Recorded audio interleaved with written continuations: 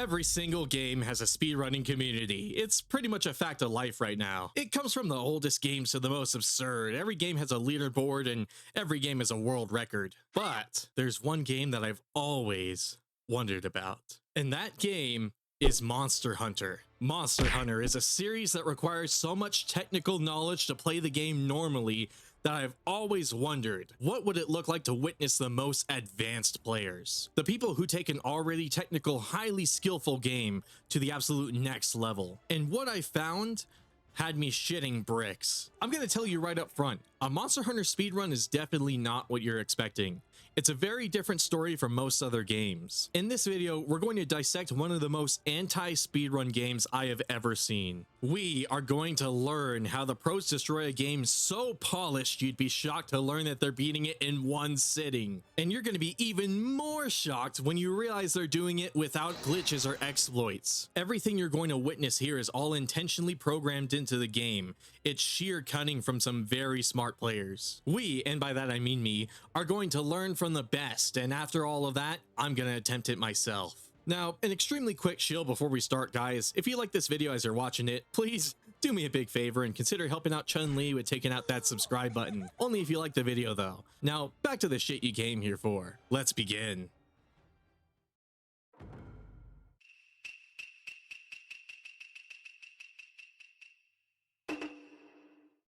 First order of business, I needed to make a few crucial decisions. I needed to take my time with this, as I have very little free time to even play a video game, let alone pick one to play religiously until I got good at it. You'll be surprised to learn that I spent weeks trying to figure out which game I wanted to play. I've been playing the series since Monster Hunter 3, but I really wanted to play Monster Hunter 4 Ultimate. One problem, some leaderboards ban emulation and modded consoles. I have genuinely no idea where my copy of MH4U went. I'm convinced at this point that 3DS games like to fuck off and buy a couple Marlboros and just never come back. I also can't mod my 3DS to pirate the game because modded consoles are banned, and even if I could, I have no real means right now of capturing the display. So that's two games out of the park, which leaves us with World and Rise. I initially wanted to do World until I realized that if I picked that game, I would be smelling feet all day. Some of you fuckers are into that, but I ain't. Reason being is every time you start a new Monster Hunter run, it needs to be a brand new character, or preferably an entire new save file, which means I can't just unlock the monsters ahead of time.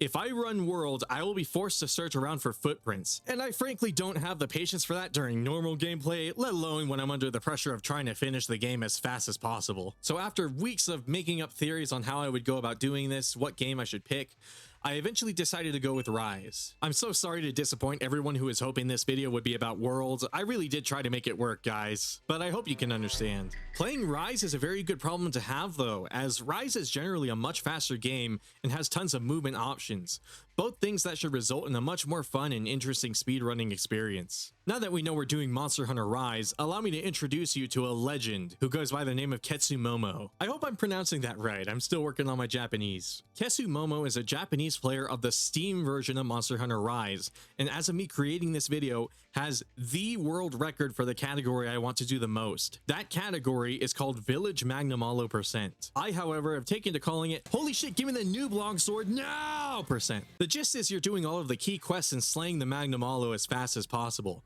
The timer starts right when your character's created and stops the very frame the Magnamalo is slain. Another important thing to keep in mind is the timer is never paused, even during load screens. Thankfully, I have what you could probably describe as a fuck you money computer. I made sure I installed my game on a PCIe 4.0 SSD. Specifically, it's a Sabrent Rocket Plus. I can't just let my disposable income carry me though. I'm still gonna have to play very well if I want to get a good time. Speaking of time, Ketsumomo managed to beat this category in a blistering 58 minutes and 17 seconds. Homie is literally able to buy Rise on Steam, beat it, then refund it. It's that insane. Ketsumomo completed the run with the longsword, which is the default weapon for the game, giving them an advantage since they don't even have to waste time equipping or maintaining a different weapon. Through a weird comedy of coincidences, I also happen to really like playing the longsword, which is good because that's one less place where I can possibly fuck up. I have so many advantages and absolutely nothing to lose. So far, everything is coming up raining noodles. My heavy metal man-child brain is spoiled rotten by this point. The question is though, will it be enough? Will all of this be enough to even make a scratch at the world record holder, Ketsumomo? Obviously not, but I mean, fuck it, we're trying it anyways.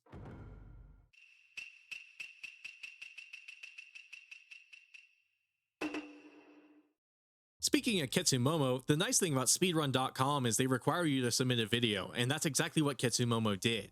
I studied this video religiously. I have so many fascinating notes to share with you guys. Not even shitting you guys, minutes in, I was already learning interesting things about the game. Ketsu completes the entire tutorial in just 2 minutes, which is going to be pretty rough for me in particular, because I really like to take my time when talking to Hino and be like, hey, wait, no, I don't have a crush on them, you do. Learning to save my carnal desires for the illustrious Wyverian twins, I started to learn how fast you could really complete this tutorial. Okay, all jokes aside, this part always annoyed me when I wanted to create a new character because this tutorial felt so long. Unfortunately, we're going to be dealing with another tutorial later that actually is so long. But looking back at it, 2 minutes doesn't really sound like a lot of time to invest in a tutorial. It doesn't really sound that bad, so maybe I'm just impatient. Once we start getting into quests, I started to learn a lot about the movement system. Even when collecting random shit on the map, Ketsumomo seems to demonstrate a really high level of skill when it comes to the movement system in this game. Ketsu has some really well-established routes to get to each monster. Normally, you'd want to take an optimized route that collects many spirit birds, but it seems that Ketsu is confident that they do not need them at all. Frankly, given this is the single-player component of the game, which is practically made for babies, I don't really blame them. It's not like we're speedrunning G rank. Sorry, Master Rank. I noticed that Ketsu doesn't even wait for the hourglass to finish once they trap a monster. They literally travel back to camp and then get their inventory set up for the next quest. This god among men wastes no time at all. After all the stupid collecting quests, Ketsumomo started fighting the Great Izuchi, and to say I was learning new things about Longsword every single frame would be an understatement. It turns out that Longsword has a handful of animations that can be completely cancelled out, much like a fighting game. Maybe I'm just very dumb. I wouldn't blame you for thinking that. But I had absolutely zero idea that you could cancel out the ending animation for the round slash with a stepping I slash. Ketsumomo actually does this a lot in the run, and it really speeds up the combat. Ketsumomo also takes full advantage of counter moves, which is also cancelable from other moves. Considering they're too early in the game to have switch skills unlocked, they're making really good use of the default moveset for the longsword. Now my biggest concern is, am I even going to be able to do the same? Whenever I play longsword, I feel like I need to have the switch skills equipped, man. It slowly started to dawn on me that playing vanilla longsword was probably going to feel like playing an entirely different weapon, but it's something I'm going to have to get used to. Not only that, but I would need to change my entire strategy as far as how I took out monsters. As opposed to slaying the monster, Ketsu opts to capture as many monsters as possible. Now, before I set out on this video, I already knew capturing monsters was way faster than slaying. But the thing is, you normally wouldn't capture this much. So those trap tools that Ketsumomo purchased actually become very integral throughout the run. On the next map, Ketsu does some really crazy shit with the momentum they get from the Palamute. They happen to know a specific slope in the Frostlands that happens to be right at the start of the map, and they charge down it with the Palamute dash. They then jump and get massive airtime and distance out of it. It actually doesn't take them that far, but it would skip a lot of menial animations that would be interrupting your run were you to take the normal path. It's becoming very evident to me that a lot of the speedrunning of Monster Hunter is more about getting to the monster and less about actually hunting it. This early in the game, you do not have any fast travel points, so you always start from the same place. This means that there's a lot of benefit from having a very well-established route for each monster. It's only when fighting the Great Baggy that Ketsumomo starts picking up power-ups. The reason why becomes evident soon afterwards. Ketsu has practiced this run so much that they actually have each fight fully scripted down to a T. So they grab very specific power-ups that just happen to be in their way, and I noticed a lot of these were for additional damage. Ketsu finally gets to the monster, and I notice at this point that Ketsu typically targets the head of the monster. Now, I highly doubt that they do this when playing the game normally, but this is a potential advantage for anyone who plays with blunt weapons. If you were to play something like Hammer, you could probably knock out the monster and topple it pretty easily. But because Ketsu is using a bladed weapon, they have to work extra hard just to get that same topple. Ketsu makes up for it though by doing something absolutely incredible. Because they have the exact amount of hit points for each monster memorized, they know when to set up a very advanced and elaborate trap. They hit the monster enough to get it just barely outside of a trappable state. They then let the monster hit them a few times, then back away. Little does the Great Baggy know, this is all part of Ketsu's plan. Ketsu meets the monster and places a trap while it's doing its animations. They then place down sleep bombs and a barrel bomb and set off both in rapid succession, instantly trapping the monster in a blink of an eye. Ketsu played this monster like a damn fiddle. First time I saw this, I nearly shat myself, I'm not gonna lie. After this, Ketsu goes to grab a specific buddy, trading out the Palico for yet another Palamute, and starts the next quest. At this point, I'm starting to understand Ketsu's core strategy. The entire run is essentially a cycle that repeats itself until you get to Magnamalo. You find the monster, using deeper in-game knowledge of the map and where it prefers to hide. You make your way to the monster as fast as possible. You then completely incapacitate the monster as fast as possible. Flash bombs seem to be very useful for this. You damage the monster in the most scripted, consistent way possible. You trap the monster as fast as possible. In the brief amount of time you go back to Kamura, you prepare more traps and bombs. You start the next quest, and you rinse and repeat. This sums up the majority of Ketsu's run, and it's an amazingly effective strategy. Ketsu then gets to the next monster, and shows off some amazing planning by approaching behind the monster, striking it quickly, then charging up the counter strike in time for it to roar. This rewards Ketsu with immediate big damage, already chunking the monster before it starts swinging at him. I genuinely feel stupid that I somehow never thought of doing this after playing Longsword for so long. You can see through this fight that Ketsu really has every animation of every monster down to a T. You can tell they've not only practiced this run a lot, but they've played this whole game a lot in general. I also noticed Ketsu tries to avoid wyvern riding whenever possible. What I found interesting was they were able to attack the monster without riding it. This exposed me to another little feature of the game. Apparently you can actually attack wyvern rideable monsters without actually riding on them. I swear, I'm competent at Monster Hunter. I know I look stupid right now, but trust me. Another thing I never knew, you can also prematurely sleep bomb a monster. Apparently, if you throw a sleep bomb at a monster, it actually stays active for quite a long time and seems to be checking every frame for the soonest opportunity that the monster might get tired. This leads to the blazingly quick trap setups we'll see all throughout this run. At this point, I think you can get the general picture of Ketsu's winning strategy. For right now, there's nothing else noteworthy to point out, other than the fact that Ketsu plays like an absolute god among beings. Something I'm pretty sure has already been established by now. Here's a little fun fact for you. Everything I just talked about was only the first 20 minutes of Ketsu's run. It's so densely packed with immensely complex gameplay and expertise. However, Ketsu's run comes to a screeching halt, and sadly, it's not even their fault.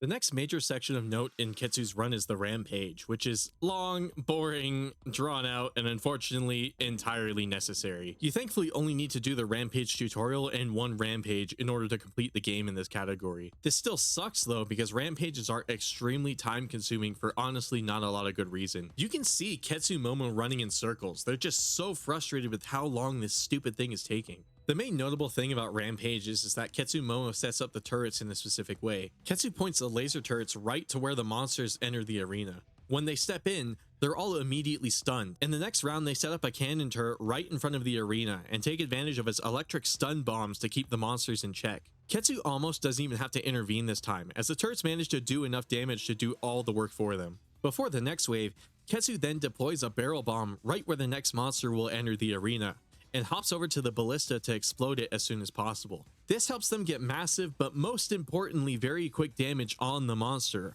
while all the other turrets are recharging. Ketsu then finishes the job with the manually controlled ballista, rapid firing at the monsters and taking advantage of stun rounds to keep them from progressing through the arena. Ketsu, because they're sadly so early in the game, doesn't really have a lot they can throw at flying enemies. All they can really do is predict where the spawn will be and spam away until it's gone. Thankfully, the monsters in this tutorial rampage are very weak, however. Ketsu eventually sets up to punish a great Roggy for inviting itself to the party. Ketsu steps up to where the Roggy will plop down its nasty little feet. Right under the monster, they engage the counter animation, and because the Roggy jumping down technically counts as an attack and has a hitbox, it triggers the animation and does instant big damage against the Roggy. At this moment, the cannons are once again done charging and immediately come to Ketsu's aid. Ketsu manages to finish up the last threat to Kamura with wire bug moves, specifically an array of jumping slashes. Throughout this entire rampage, Ketsu managed to charge up their sword, so they're able to infuse each of these wire bug jumps with explosive properties to deal even more rapid damage until the Roggy is no more. After a very miserable 10 minutes of wasted time, Kamura is single-handedly saved from an onslaught of monsters by one speedrunner and just a handful of turrets. Absolutely amazing.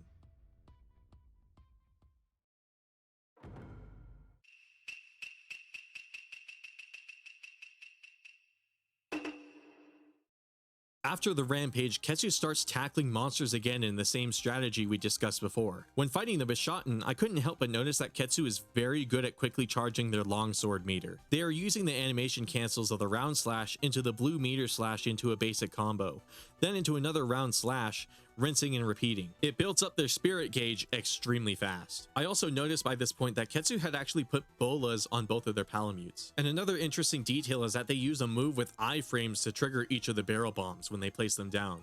After brutally tearing apart a Rathian, Ketsu goes to the flooded forest and right away uses their palamute to jump up to a ledge I never even knew existed. At this point, Ketsu has 2 more monsters to hunt before finally the game lets them have a go at the Magnamalo. It takes Ketsu only a few minutes to trap these last few monsters. It's 56 minutes in that Ketsu traps a Volvodon, the last monster, and now gets to challenge the Magnamalo. What we're about to see is truly art, and I don't think my commentary does it justice. This, you need to see with your own eyes.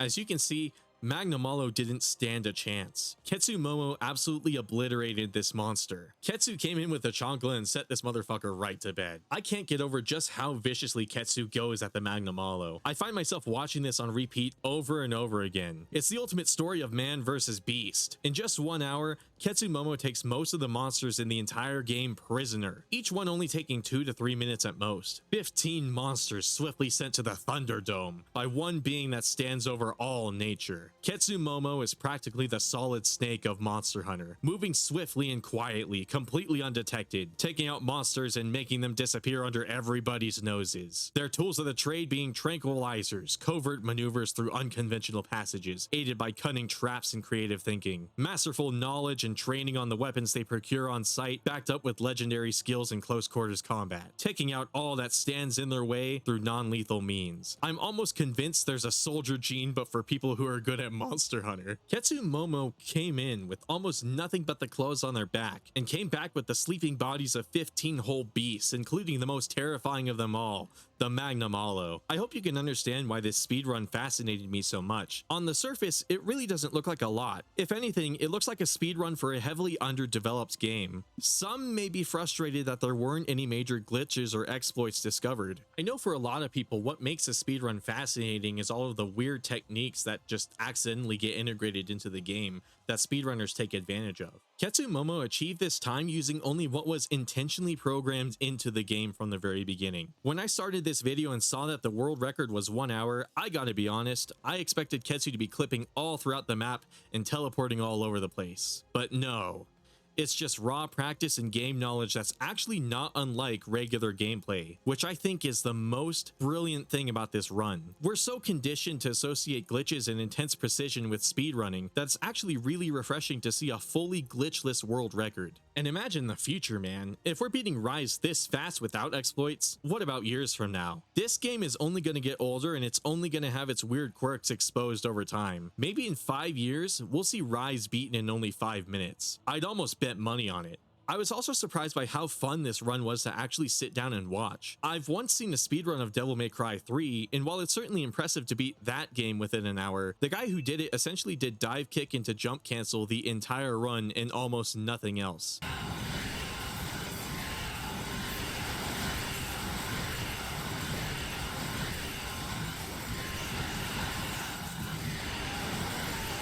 Again, it's impressive, but it's monotonous to actually sit down and watch. No offense intended, of course. This world record, outside of the mandatory Rampage segment, is the polar opposite. I think everyone should try to watch Ketsu's run if they have the time. I'll try to leave a link down below so you can check it out yourself. Hopefully I didn't forget. If I did, just yell at me. I think the big point here, though, is that watching this made me think this was a very obtainable speedrun, even for someone as bad at the game as me. It almost seemed like Monster Hunter Rise was a game I could compete in myself, and that's exactly what I set out to do. Ladies, gentlemen, and all my NBs, after viewing Ketsu's run, I went for it.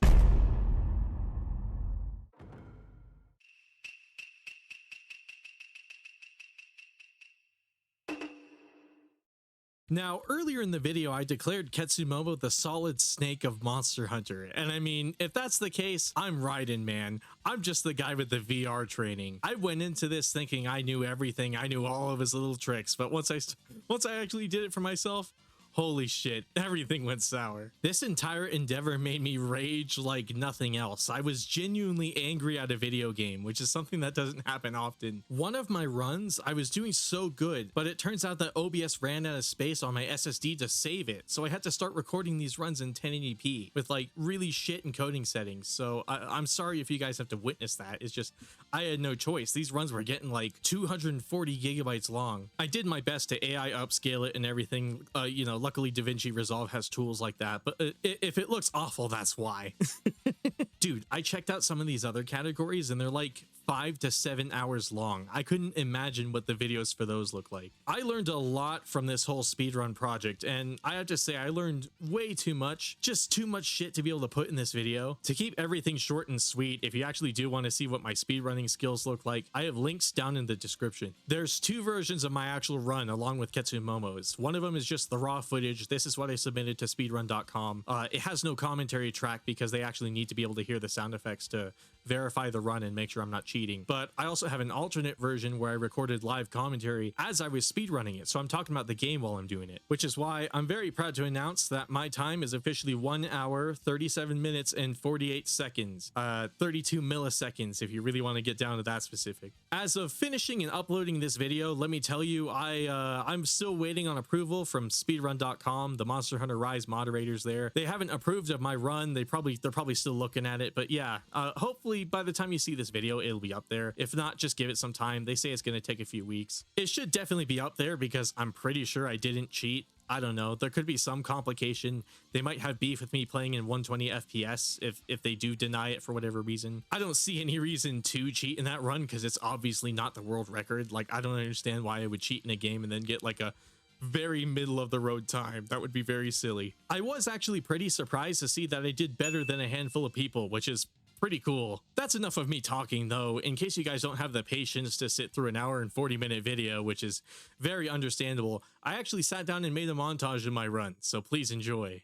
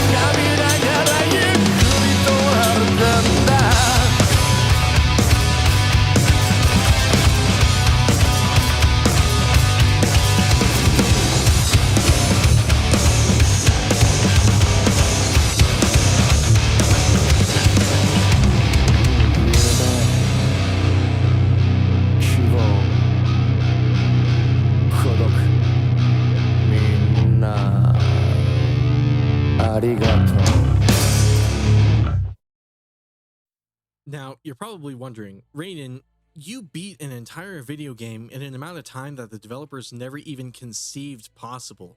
Why pick such a dark and miserable song to celebrate? That was actually one of my favorite creative touches with this montage. You see, foreign music kind of has this meme along with it where the beat of it is actually really good, but once you actually understand the lyrics, it's some totally insane bullshit. And that was the reason I picked Zetsubou by MUCC. One of which is because it's just one of my most favorite Japanese songs, but two, it so perfectly describes my experience with speedrunning Monster Hunter. Same can be said about speedrunning. Speedrunning can look so intense and so crazy and just so exciting when you're watching it and you've never really done it yourself. But much like Zetsubou, once you actually understand the meaning under it, once you actually understand the pain and the despair that comes along with it, it starts to become a little bit depressing. It was a slow, searing, burning fucking despair, and it actually triggered my depression heavily, as you'll hear in this clip here.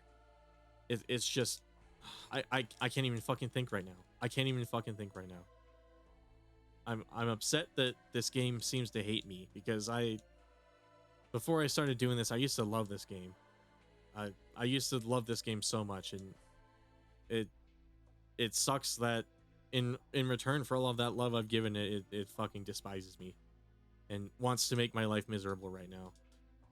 It's every abusive piece of shit, non-worthy of the air, the fucking ozone layer person in my life, but all embodied into a video game. I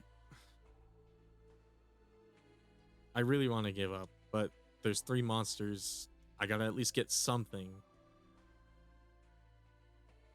I was giving absolutely everything to a video game, and it was just spitting right back at me. Keep in mind, guys, these runs, they're like hours long. So whenever I failed, whenever I had to restart, it wasn't just a quick, sharp pain that I got over with right away. It was the entire thing was painful. The entire process literally hurt, just like it said in the song. It just kept hurting and hurting over and over again, the entire duration of the run. These runs were so long, my entire body would cramp up, and I would be constipated and I would be hungry because I'm absolutely not allowed to pause during the entire 2 hours I'm dedicating to this fucking video game. So yeah, it's safe to say that I was so fucking sick of everyone saying that one day my dreams were gonna come true, that one day I was gonna get this fucking run I was looking for. During the run that major depressive episode came from, I literally said I just didn't want to touch the game anymore. After this, I might just not touch the game. I am incredibly glad that that's just not true. I started playing Monster Hunter again and I was enjoying it, but man, it's going to be a while before I ever attempt to speedrun it again, because it's just the most painful thing that I've ever experienced in a video game.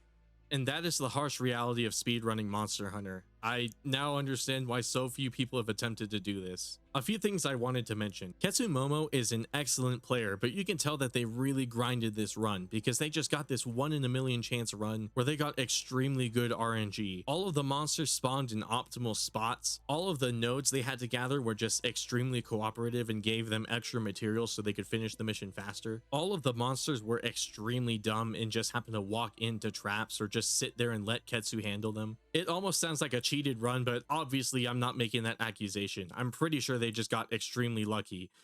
Insert dream meme here, I suppose. Despite all of this, despite the really harsh reality that I had to experience firsthand with speedrunning Monster Hunter Rise, let me tell you guys, don't let it discourage you. If you want to speedrun this game, please try it, because it is also just as rewarding as it is painful. I learned so many crazy things that would help me play the game better during normal gameplay, not even speedrunning. And you know, there's merit to the novelty of trying something new. If you've already spent a fair amount of time playing Monster Hunter Rise, I mean, go ahead and try it, man. Like, give it a shot. Don't let me complaining like a baby stop you from doing something that might actually be really fun for you. I'm more than happy to announce that I went out and acquired a $100 Steam gift card. I'm gonna scratch the code on the back and I'm gonna give it to the person who can beat my time. The first person who can come over here, beat my time, and show me proof. I want to quickly rattle off the rules. This has to be be a run that could theoretically be submitted to speedrun.com under the category that mine was submitted under. So you absolutely need to follow all of the same rules that I did. There's no pausing, and of course you cannot emulate the Switch copy of the game on your PC. Now you might be asking, Raiden, how the hell do I show this run to you? I am personally mortified to announce that I went out and made a Twitter. Here is the handle on screen right now.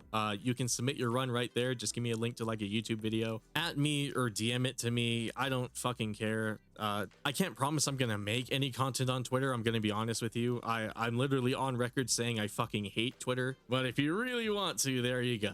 Also, if you have business inquiries, it gives you a medium to do so without making a fucking Ecus portal account.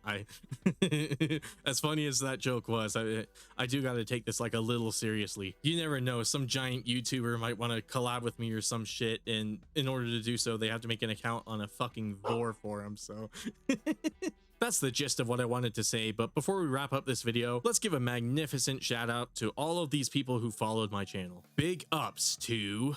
This is a brand new one. This is Karsten, Ryan Devil May Cry, all in one word, Dark Neo, Aether But Aether, A3S Just Anth, Nicholas Andrade, Sean H, Chris Lawns, Liquid Zareth, Seth L, The Devil Joe, The Cosmic Dog, Moonlight, Jack, Reese Main, Blake Minecart, Tyreek Shakes, Highs Listener, and Tree PP345. That's all the shout outs for now. These are all public subscribers, by the way. If you do want a shout out, make sure your name is available publicly, or you can tell me in the comments. That's a thing we can do too. Are you jealous of all those people there? Well, let me tell you, those people are my followies. What's a followie? It's like a groupie following around a rock star, except there's no sex and there's no drugs. It's more fun than it sounds, I promise. You can become a followee by helping out Chun-Li. She really wants to be one too. Legend has it everyone who beats the shit out of the subscribe button becomes one. I like to make videos on everything about Capcom, and I personally think they're pretty funny and entertaining. Hopefully you agree. And the best way to see more is you take that motherfucking button out. I'm done chilling for the night. Everyone have a good one.